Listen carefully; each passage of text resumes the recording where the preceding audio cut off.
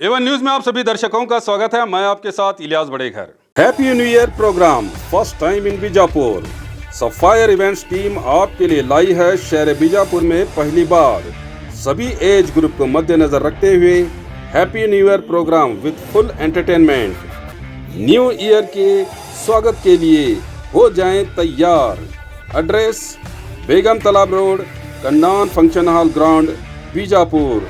Contact Rahman digital studio 9008770082, AS digital 8861636211, Mohammed Yasin 7899278700, RMD auto consultant 6362902311 और Shreyas J 9110433952 से संपर्क करें।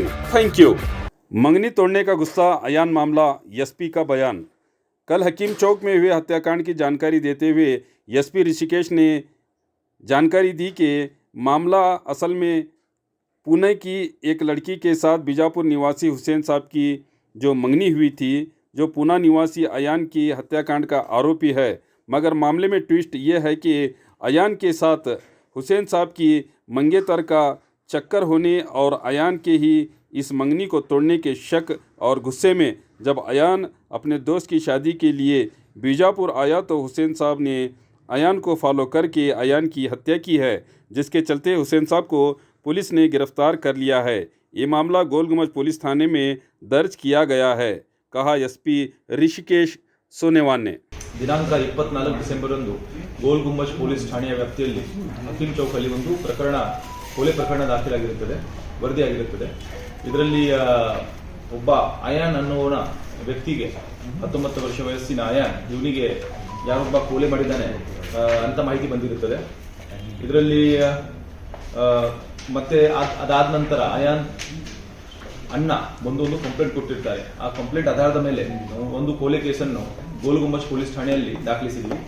ಇದರಲ್ಲಿ ಕಂಪ್ಲೇಂಟ್ ಪ್ರಕಾರ ಅಯಾನ್ ಮತ್ತು ಅವರು ಮತ್ತೆ ಕೆಲವು ಗೆಳೆಯರು ಎಲ್ಲ ಸೇರ್ಕೊಂಡು ಪುಣೆಯಿಂದ ವಿಜಯಪುರಕ್ಕೆ ಒಂದು ಮದುವೆಗೋಸ್ಕರ ಬಂದಿರ್ತಾರೆ. ಆ ದಿವಸ ಮದುವೆ ಪಹಾಡ್ಖಾನ ಹಾಲಲ್ಲಿ ಮದುವೆ ಆಗ್ತಾ ಇರ್ತದೆ. ಇದರಲ್ಲಿ ಆರೋಪಿತನು ಇವನಿಗೆ ಅಯಾನ್ ಕಡೆಯಿಂದ ಇದರಲ್ಲಿ ಆರೋಪಿತನು ಒಂದು ನಿಶ್ಚಿತಾರ್ಥ ಮುರಿದೋಗಿದೆ, ಅದು ಅಯಾನಿಂದ ಮುರಿದಿದೆ ಅಂತ ಒಂದು ಸಿಟ್ಟು ಆರೋಪಿತನಿಗೆ ಇರುತ್ತದೆ. ಮತ್ತೆ ಆರೋಪಿ ಬಿಜಾಪುರದವನು, ಇವರು ಪುಣೆಯಿಂದ ಬಿಜಾಪುರಕ್ಕೆ ಬಂದಿರ್ತಾರೆ. ಆ ಮ್ಯಾರೇಜ್ ಹಾಲ್ ಅಲ್ಲಿ ಇರುವಾಗ ಅಲ್ಲಿಂದ ಅಯಾನ್ ತಮ್ಮ ಗೆಳೆಯನ ಜೊತೆ ಪಕ್ಕದಲ್ಲಿರುವಂತಹ ಒಂದು ಚಹಾ ಅಂಗಡಿಗೆ ಚಹಾ ಕುಡಿಯಕ್ಕೆ ಹೋಗ್ತಾನೆ. ಅವಾಗ ಆರೋಪಿ ಸಹ ಅವನಿಗೆ ಹಿಂಬಾಲಿಸಲ್ಲಿ ಹೋಗ್ತಾನೆ. ಅಲ್ಲಿ ಹೋದ ನಂತರ ಆರೋಪಿತನು ಅವನ ಮೇಲೆ ಚಾಕುವಿನಿಂದ ಹಲ್ಲೆ ನಡೆಸಿರುತ್ತಾನೆ. ಇದರಲ್ಲಿ ಅಯಾನ್ ಮೃತಪಟ್ಟಿರುತ್ತಾನೆ. ಈ ಸಲುವಾಗಿ ಒಂದು ಗೋಲ್ಗುಂಬಜಲ್ಲಿ 302 ಕೇಸ್ ದಾಖಲಾಗಿದೆ. ಮತ್ತೆ ಇದರಲ್ಲಿ ಮುಂದಿನ ತನಿಖೆ ನಡೆಸಿ ಕೂಡಲೇ ಘಟನಾ ಸ್ಥಳಕ್ಕೆ ಧಾವಿಸಿ ಗೋಲ್ಗುಂಬಜ್ ಇನ್ಸ್ಪೆಕ್ಟರ್ ನೇತೃತ್ವದ ತಂಡ ಈ ಪ್ರಕರಣದಲ್ಲಿ ಭಾಗಿಯಾದ ಆರೋಪಿತ ಹುಸೇನ್ ವಯಸ್ಸು 25 ವರ್ಷ ಇವನಿಗೆ ದಸ್ತಗಿರಿ ಮಾಡಿರ್ತಾರೆ.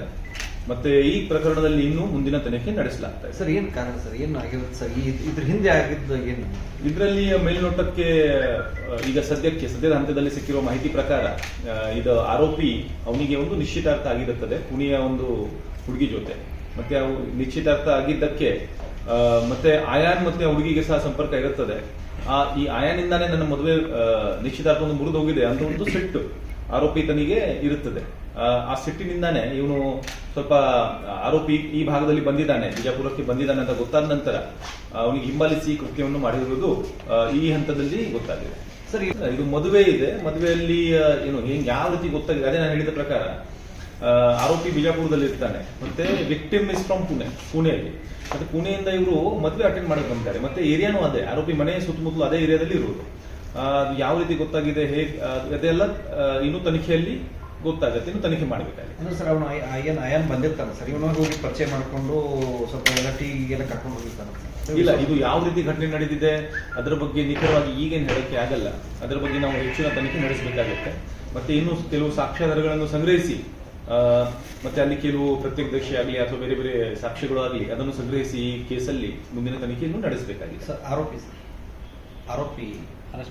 ಆರೋಪಿ ಅರೆಸ್ಟ್ ಆಗಿದ್ದಾನೆ. ಆರೋಪಿಗೆ ಈಗಾಗಲೇ ನಾವು ದಸ್ತಗಿರಿ ಮಾಡಿದ್ದೀವಿ. ಅವರಿಗೆ ಮಾನ್ಯ ನ್ಯಾಯಾಲಯಕ್ಕೆ ಪ್ರೊಡ್ಯೂಸ್ ಮಾಡಿ ಮುಂದಿನ ಕ್ರಮ ಜರುಗಿಸಲಾಗುವುದು. ಸರ್, ಅಯ್ಯನ್ ಮತ್ತು ಆ ಹುಡುಗಿ ಎಷ್ಟು ವರ್ಷದಿಂದ ಲವ್ ಇತ್ತು ಆತನ ಏನಾದ್ರು? ಅಯ್ಯನ್ ವಯಸ್ಸು ನೋಡಿದ್ರೆ 19 ವರ್ಷ ವಯಸ್ಸು ಅಷ್ಟೇ.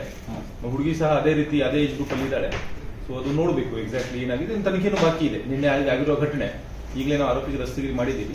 ನಾವು ಮುಂದಿನ ತನಿಖೆ ನಡೆಸ್ತೀವಿ. ಹುಷೇನ ಹುಡುಗಿನ ಇನ್ನು ನಿಶ್ಚಿತಾರ್ಥ ಮುಗಿದ್ರು ಕೂಡ ಆಕಿನ ಇನ್ನೂ ಇಷ್ಟಪಡ್ತಾ ಇದ್ದ, ಬೆನ್ನ ಬಿದ್ದಿದ್ದ. ಈಗ ಇಷ್ಟೆಲ್ಲ ವಿಚಾರ ಈಗಲೇ ಪ್ರಸ್ತಾಪ ಮಾಡಕ್ಕೆ ಆಗಲ್ಲ. ಅದು ನೋಡ್ಬೇಕಾಗುತ್ತೆ. ತನಿಖೆ ಆಗಲಿ. ತನಿಖೆಯಲ್ಲಿ ಎಲ್ಲ ವಿಷಯಗಳು ಬಹಿರಂಗ ಆಗ್ತವೆ. तो और खबरों के लिए देखते रहिए A1 news channel, the face of trust.